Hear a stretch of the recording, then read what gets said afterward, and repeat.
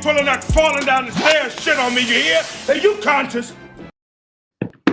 All right, we're live here with Joey Bail Bonds and your host here, or co-host Mark Zanetto here. Just really trying to. I want everyone to understand in this first episode of Rent Stew podcast of the atmosphere at the Rent last weekend. You were there, and on top of that, the biggest number of fans I think since 2010, but also it's the largest crowd of pretty much all of the group of five. I saw some numbers like Fresno State had 33,000. I think Ball State had something like 30,000. Definitely outdrew ACC and Big 10 schools and Big 12 schools. So talk about that before we even get into the game. Well, yeah, touching on that, well, it also helps that you're playing a team that lives 20 minutes from there as well, too. So there was a lot of Central fans there, and a lot of Central fans that thought they were going to be optimistic about their team going out. Also, well, speaking on Central, I think they won their conference last year. Yeah, it's a good team. Their running back was, I think, the player of the year in the conference, too. They were a good team coming in, and they had hope. They scored early and scored touchdowns and stuff, too, but it wasn't going to be their day.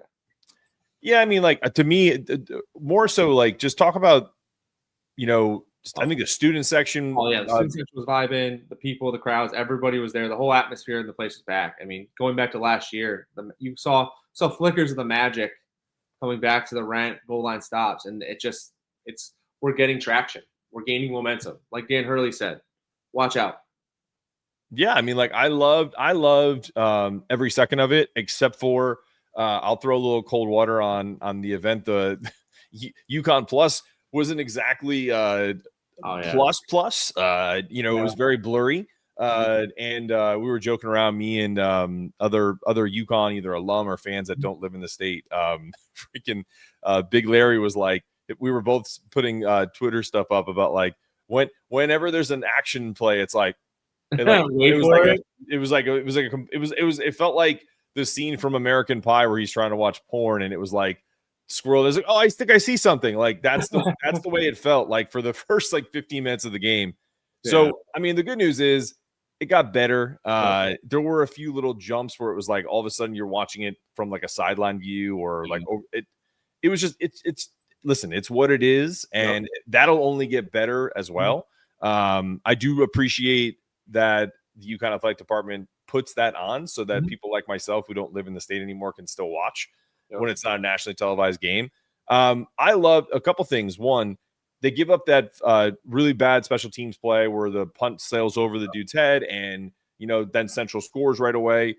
They could have easily went the opposite direction and just said, you know what, we're going to win this game, but like we're not really going to dominate. They could have went through the motions.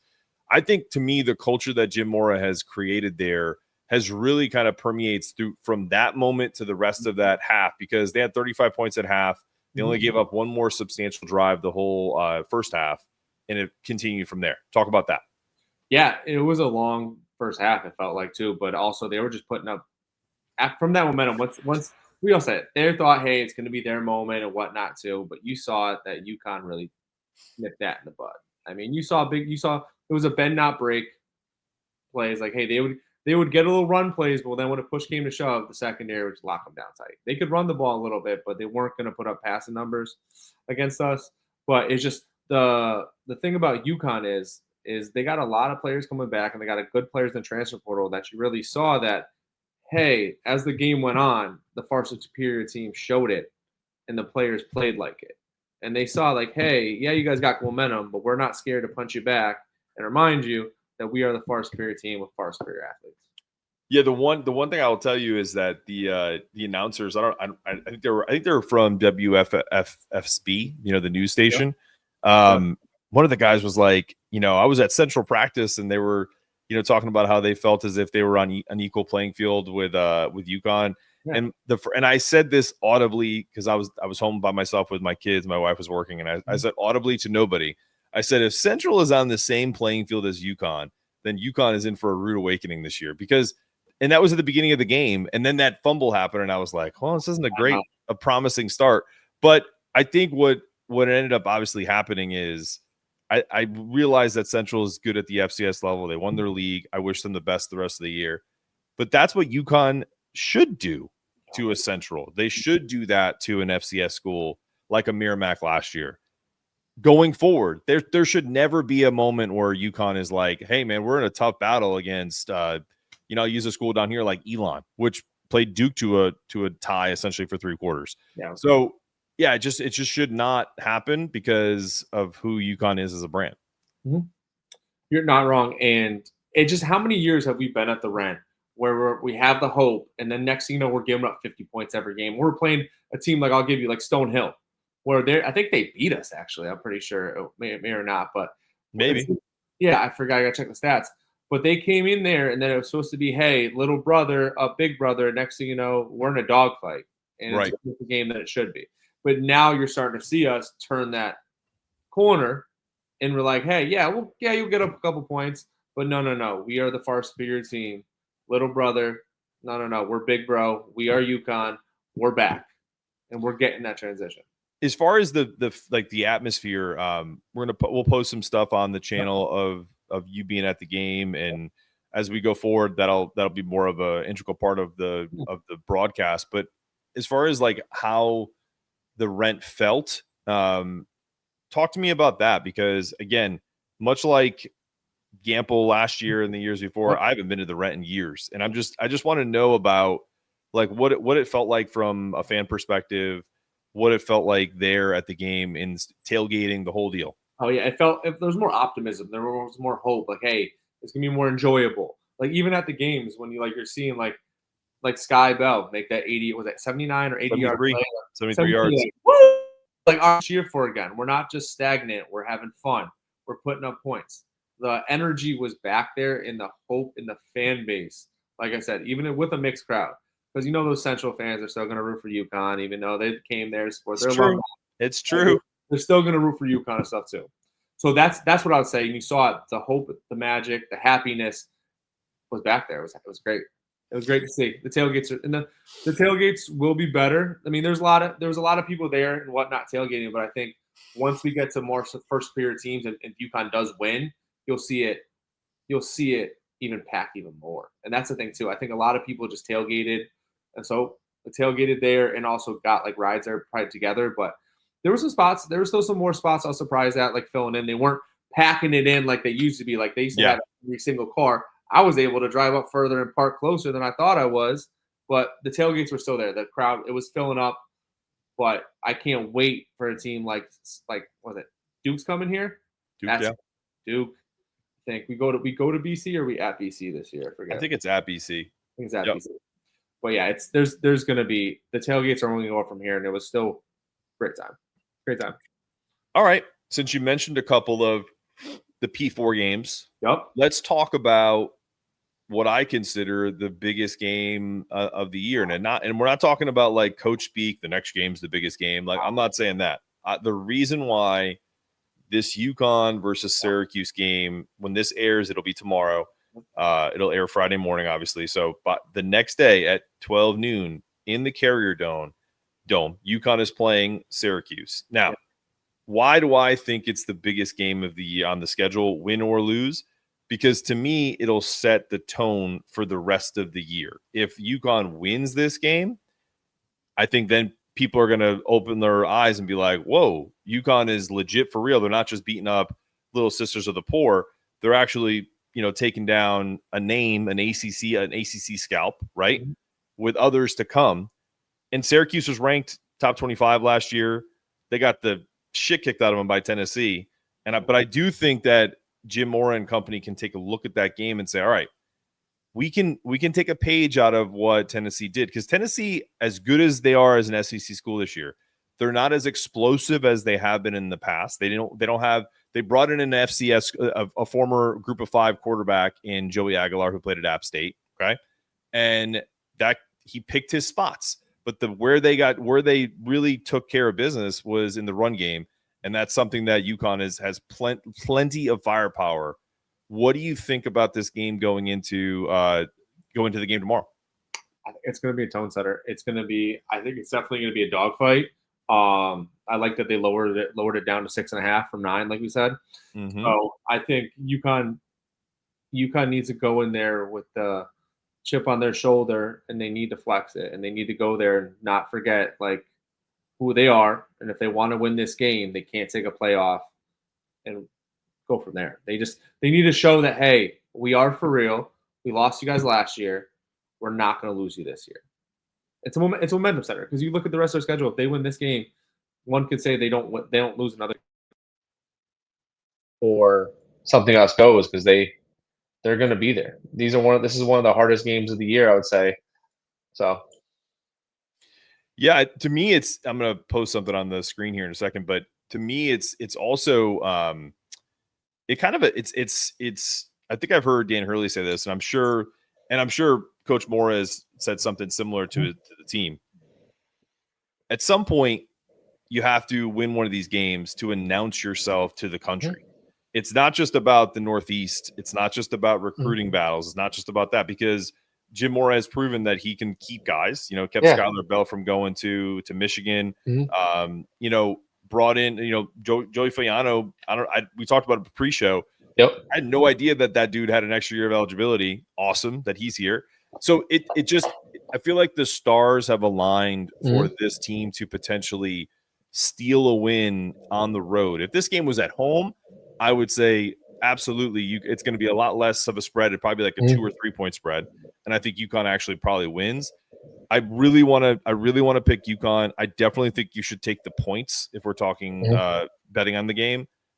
If they don't win this game and it's close, I still think it's a tone setter for the year. Oh yeah. But if they win this game, it takes the expectations to the whole next level. And I'm going to not push back, but I want to mention something that you mentioned earlier in the show. You talked about it as almost like an ACC audition. I think they're thinking bigger. If an ACC invitation comes, cool, man. But like honestly, all of these media rights contracts are coming up in 2030.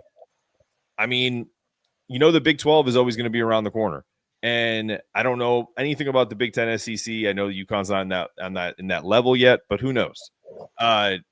Time will tell. But a Big 12 invite to me is a lot more fruitful than an ACC one, because I think the ACC is essentially on the decline. It is on the decline. And also, too, one thing about UConn is going forward, they're gonna have to join a conference. For the money wise and the revenue sharing and all that too. That's why I said it, because if you look at a team, a lot of teams, they don't want us to bring. They want us for basketball, but we don't want to bring basketball. Yep. And also, that's one of the things too. If we go, we need the football money. That's really where it really comes down to that. Also, with ACC, a lot closer games, a lot of things like that too. That's why I think, because once on the decline, we hop in. It's not that bad of a basketball conference and football conference together. That's why I said it, because it makes sense for us logistics wise, and having a mini tryout, because we think we got 3 ACC games this year. Yeah. So, and showing that, hey, we can defend in that conference. We're not going to be a bottom tier team. We might be a mid level, if not make it stop. But no, you're not wrong. UConn is auditioning their football program for the highest bidder, and that's when it's going to come down. And it comes down to wins, and it's going to come down to retention. I mean, NIL is great. I mean, let's talk about Store Central logo right on there. It's bringing money, and that's what we need. It's coming down like Saban left. It's like we got to pay the players, and we got to build a culture that they want to stay for, and that's what it's going to come down to. But it all depends on what UConn's going to show. I mean, you look at us, we got the recruits from last year. I think we had originally at one time we had a top 25, but I think it settled at top 40 transfer portal class, beating out a lot of other top schools, which means if you're getting transfer portal kids, you're getting kids ready to play. We're not getting freshmen. We're not getting like 5-star kids that might take a couple years to. No, we're getting guys, getting dogs that are ready to play and bite.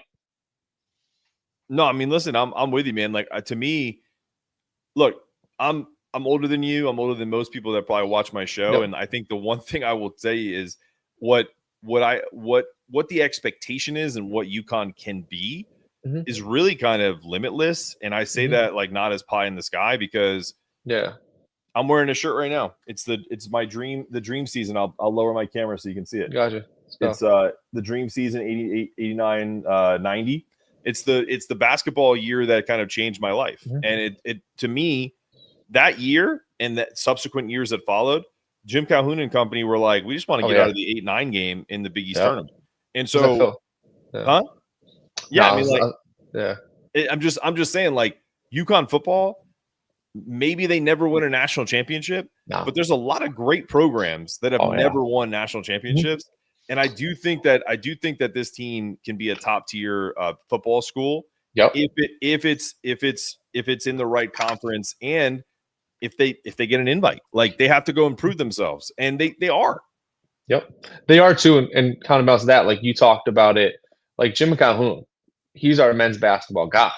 I think Jim Mora, if he wins and we get a back-to-back at least bowl victory season, it shows us that, hey, UConn isn't messing around. They're building back up to where Randy Edsel took us from one A to one A at the time. Yep. So that's really where it comes down to. And also with Jim Mora, we have a leader of men who's been in the NFL, has a name, has a heritage, has a man and a leader. Because if you play football, you live or die for your coach. You're really there for him, and you're believing what he can do for you. And that's the best thing that I think we have, is we have someone, because we've had a lot of the coaches that I would say that hasn't really followed suit for that. And that's what it comes down to, because, hey, if you say UConn, hey, you got Jim Mora, played in the NFL, coached at a big-time UCLA program previously, and he's also winning at UConn. Coach, I would have to check this, but didn't he coach Michael Vick too with the Falcons? Like, Falcons, I think you're right. Yeah, he did. He did. I mean, listen, like, this dude has, and it's the pedigree family. too.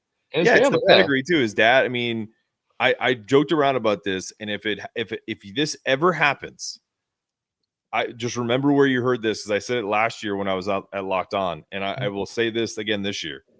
If they ever make the playoffs with Jim Mora, and his dad is still alive when that is happening, and if they don't do a commercial like that, they're the dumbest people ever. Because, oh my God, imagine him. I mean, like, like, hey, Dad, UConn playoffs, like, come on, man, like that would be incredible. And as silly as that sounds, it's not impossible to think.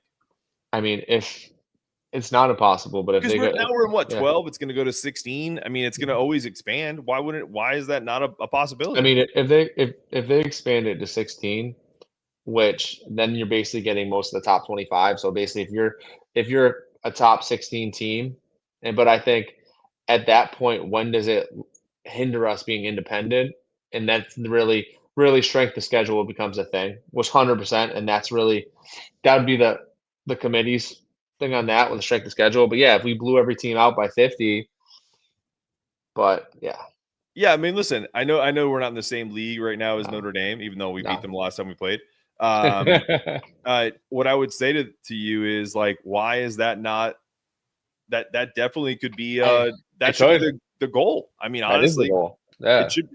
I mean, listen, if Boise State made the playoffs last year, there's no reason why we shouldn't be able to I know they joined a conference.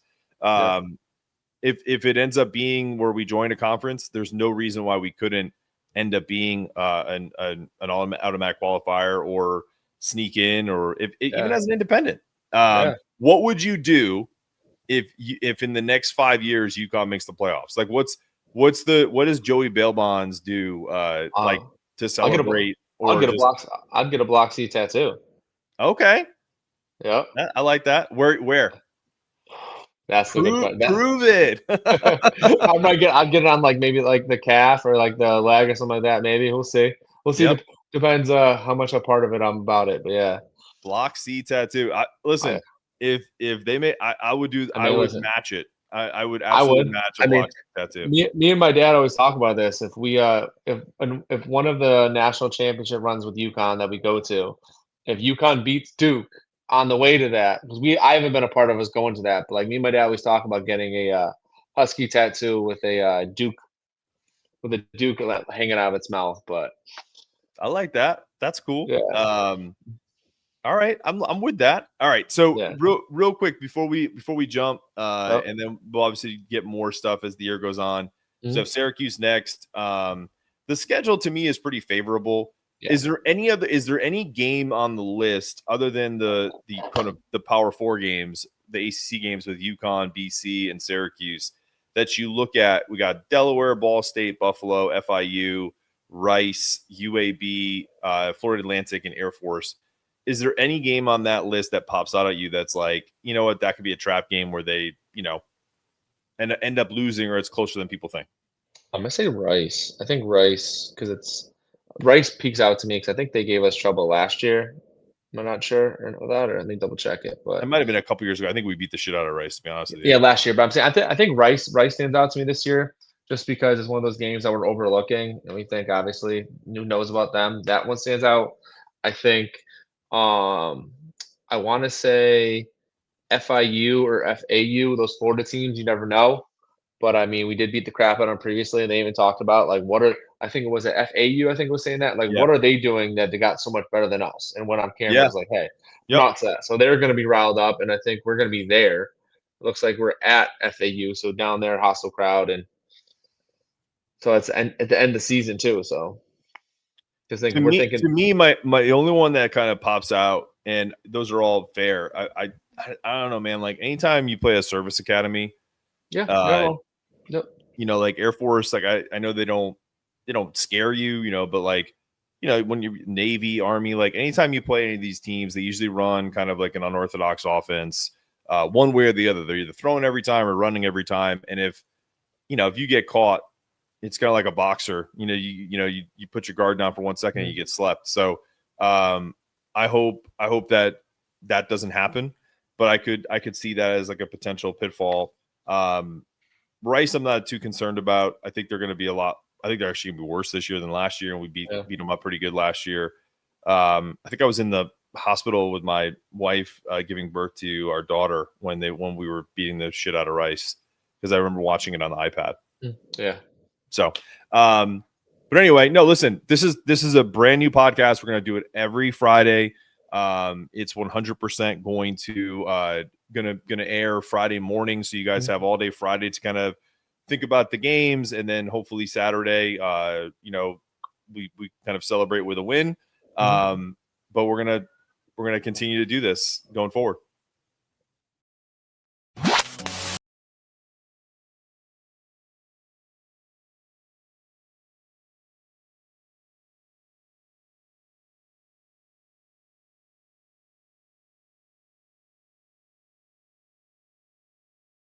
Don't be pulling that falling down the stairs shit on me, you hear? Are you conscious?